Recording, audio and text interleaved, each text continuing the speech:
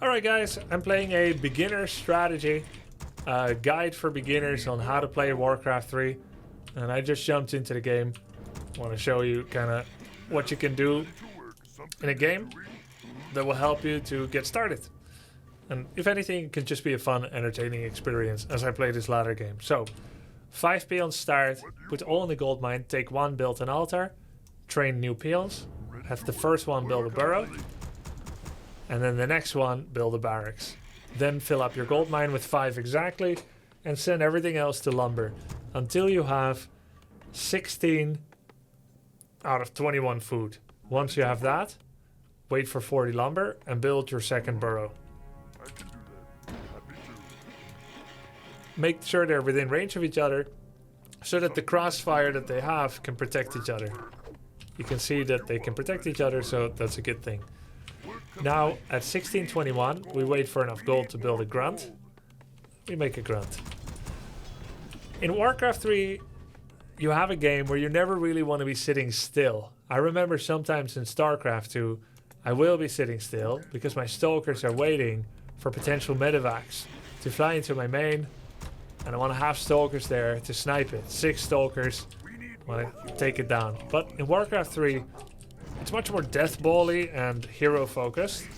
So you want to make sure that you're always doing something. Either you're actively defending against the current threat, or you're attacking an opponent, or you're creeping. And that's what we want to be doing most of the time. So go to the first green camp you can find and start killing it. Now note, I didn't scout yet, but I can send a wolf to start scouting. We take one of the hurt wolves from the first camp, we go over and we scout the opponent. Now we wait for 315 gold, and when we have it, we go to tier 2. Very classic opener, pretty much always works. We go to tier 2 by upgrading our great hold to a stronghold. We creep the next camp, we take a look. War Mill, Racks, Voodoo Lounge. As always, you should compare an opponent's build to your own. I also have a war mill. I also have a barracks and a voodoo lounge, but I don't have a war mill, and I'm teching. So he also has a second barracks. So he has 2 more buildings than me. What that means is he cannot possibly ever afford tier 2. As my dog is having a bit of a dream. He cannot afford tier 2. Additionally, War Mill only serves to do 3 things at tier 1. Upgrades for grunts, upgrades for headhunters, and spiked battle cage upgrade for towers and buildings. The second thing it can do, it enables the production of headhunters. And the third thing, it enables the production of watchtowers. I'm not attacking him, so he doesn't need defensive watchtowers. That means he could be tower rushing me. Additionally, he has the second barracks building. Barracks can only make grunts or headhunters at tier 1. He can already make grunts without war mill. So by reasoning, we can see that most likely he's gonna headhunter tower rush me. I hope you see how the logic reaches that point. Now it could be that he is not going to use his second racks, he's not going to use his war mill, and he's just going to tier 2 late. And if that's true, then he is being inefficient. And I will be wrong. But I will be wrong against someone who is inefficient. Whereas if I'm right, and I prepare for that, and I expect the tower rush, then I'm right against someone that's efficient, which means at least I'm prepared.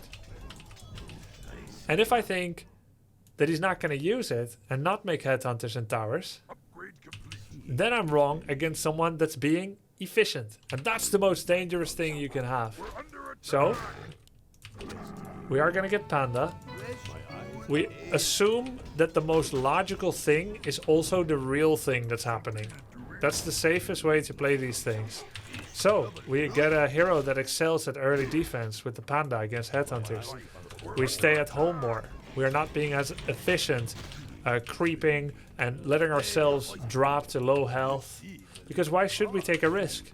We will eventually win so long as we do not get overrun by these headhunters. So we go find him, we scout it. We know he's Moss headhunters. And you can see how our goal of defending can translate rapidly to an attack. Because our defense of a would-be headhunter tower rush is a defense that I think is Moss grunts. And it's good whether it's on his side of the map or mine. I just need to make sure I don't get towered. So I send a peon around my base to see if he's making hidden towers. And then we strike. And we start fire breathing. Fire breathing? Is it fire breathing or breathing? It depends if we see it as a verb. Then I see upgraded grunts with the brute strength. We sentry ward, we heal solve. We attack. We make shamans.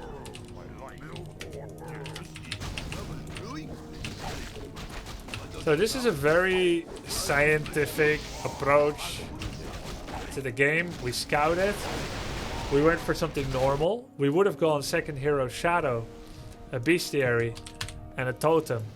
But because we saw, hey, it's Moss headhunters, and it can't be anything else, and he is going to stay tier 1, which we confirm visually now. We knew, just make mass grunts. Our normal plan was 4 grunts. But we never need to stop making it. Because even though it's a bad strat to go mass grunts, it is the best thing I could do against this. So you always have your standard, which I see as the stem of a tree, the main trunk of a tree. And then every deviation from an opponent, deviation from the expectation, is a major branch outwards. This trunk says 4 grunts, and there's a branch here early on at the base of the tree that says if 2 racks war mill, then infinity grunts. Right? Oh, no 2 racks, no 2 racks war mill? Okay, we go on. 4 grunts, 4 grunts. And then there's all these branches, and eventually you keep increasing your understanding of your responses when it comes to an RTS. And it's super satisfying and interesting every time when you learn something new. I think it's like that about anything in life. It's not just about games. Enjoying getting better at games and whatnot. Anything you're passionate about, if you learn something new that you didn't know yesterday, that's satisfying. And that's meaningful. Super fun. So, I'm not showing you my all-in-one, it works against everything strat, because we had to adapt to a situation, but I still think it was an interesting game. And if you enjoyed it, remember to sub to the Grub. Hit that sub button at the bottom and hit like. Really helps the channel. And then we can spread the love of Warcraft 3 to more people. Thanks for watching.